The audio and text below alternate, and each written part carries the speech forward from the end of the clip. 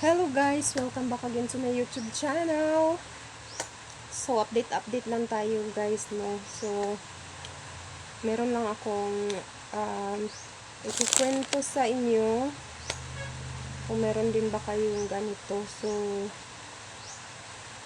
sa hindi pa nakapag-subscribe dyan guys, please subscribe my YouTube channel at pakiclick and comment na rin para mabalikan ko kayo. So, ngayon guys ay umuulan dito sa amin. Pero hindi naman siya kalakasan.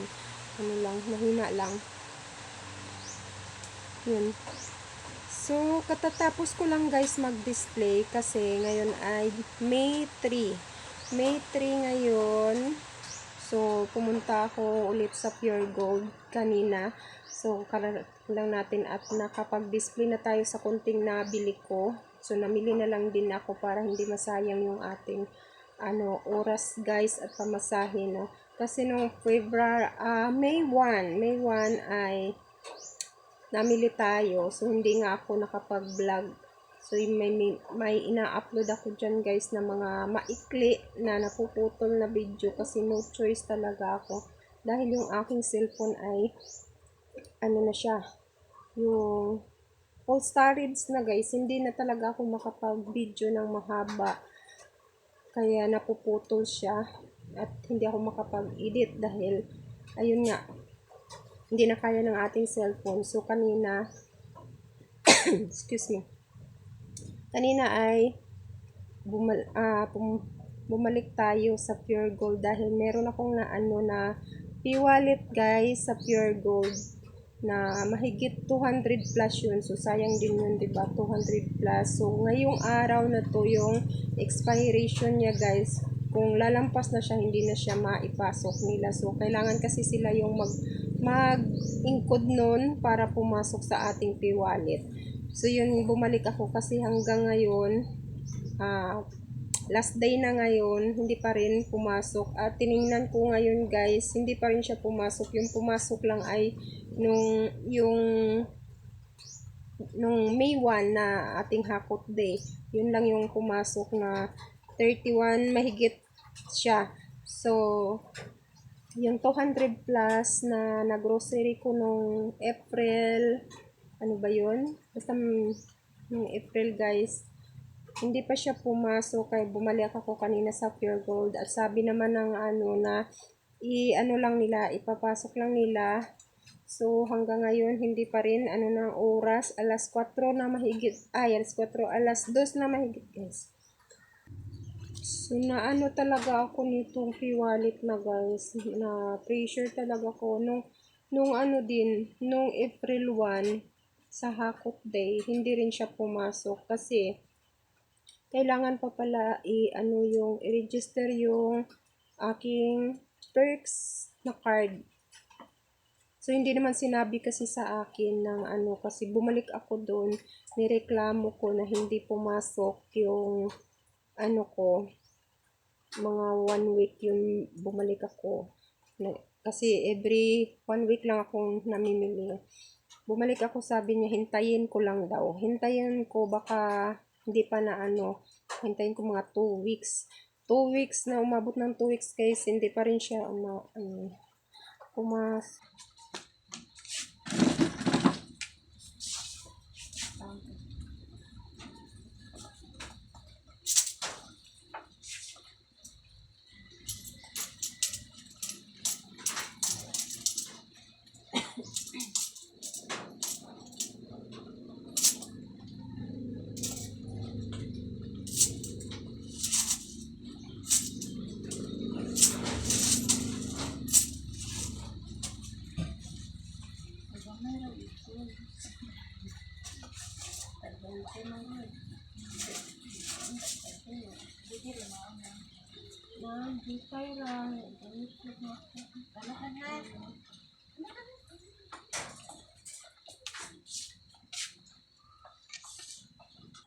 So, naputol tayo guys kasi merong nagpabariya.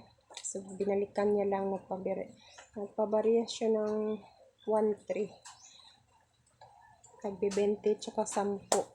So, yan, balik tayo guys. Nung guys, nung April 1 yun, hindi siya pumasok kasi hindi naman sinabi sa akin na kailangan ko pang i-ano pala, i-include pala yung perks na ano ko, card. Kaya nung 1 ay in-include nila, sila na yung nag-ano. Kaya yung kanina sa May 1 ay pumasok na siya. Pero yun nga yung na ano ko na ano na 200 plus yun guys. Hanggang ngayon, last day na ngayon, hindi pa nila pinasok. So, sana hindi makalimutan kasi sayang din 200 din yun. Sinabi ko na binalikan ko talaga kanina na masahe talaga ako para lang sa kanila. Pero sabi lang ipasok lang nila.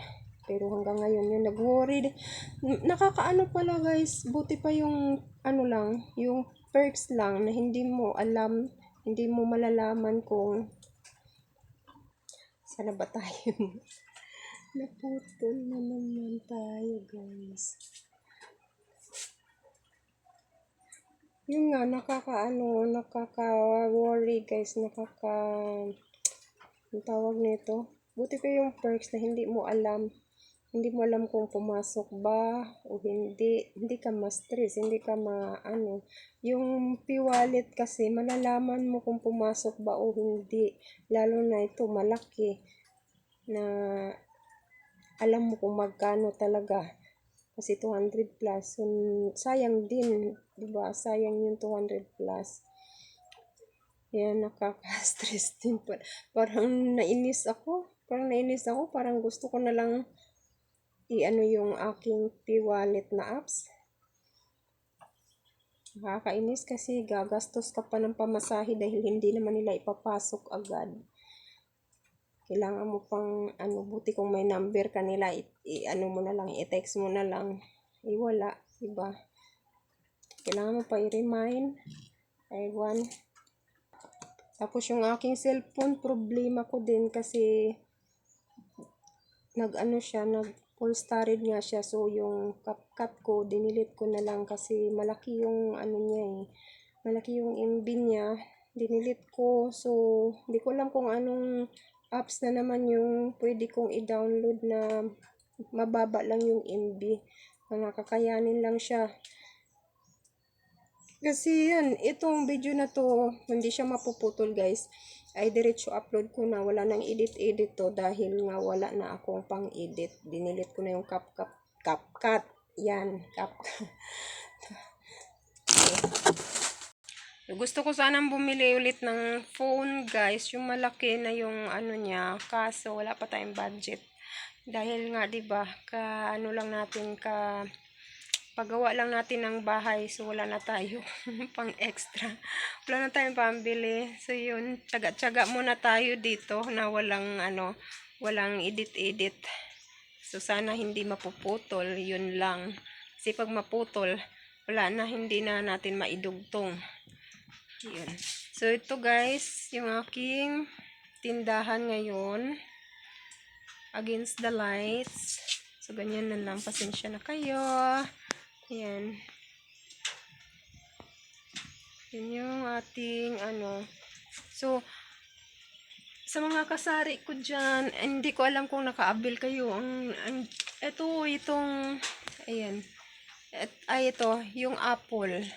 Yung Nesty apple. May free siya na 4 na magic sarap guys. O, diba? Ang laki ng ating tinubo. 4 na peraso. So, tag 8 yung bintahan ko sa Magic Sarap. So, 4 na peraso. 2 yung kinuha ko. So, meron akong free na 8 piraso na Magic Sarap.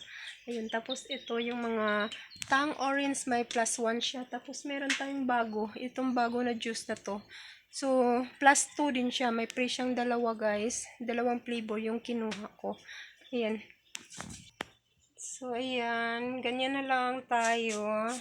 Iikot ko na lang kayo saglit sa ating tindahan. So, ito, update sa ating tindahan, guys. Ayan.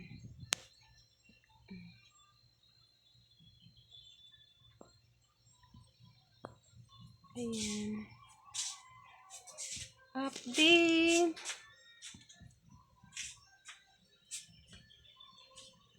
Delete dito tayo. So, sa wakas, mayroon ng kukumama. Sobrang tagal na wala nitong kukumama dito sa amin, guys. Ngayon pa ako nakabili. Kanina nakita ko. So, yan. Bumili na ako ng 6 na peraso. So, yan. So, hanggang dito lang muna, guys, yung ating video. Maraming salamat sa inyong lahat. Ayan, update lang tayo.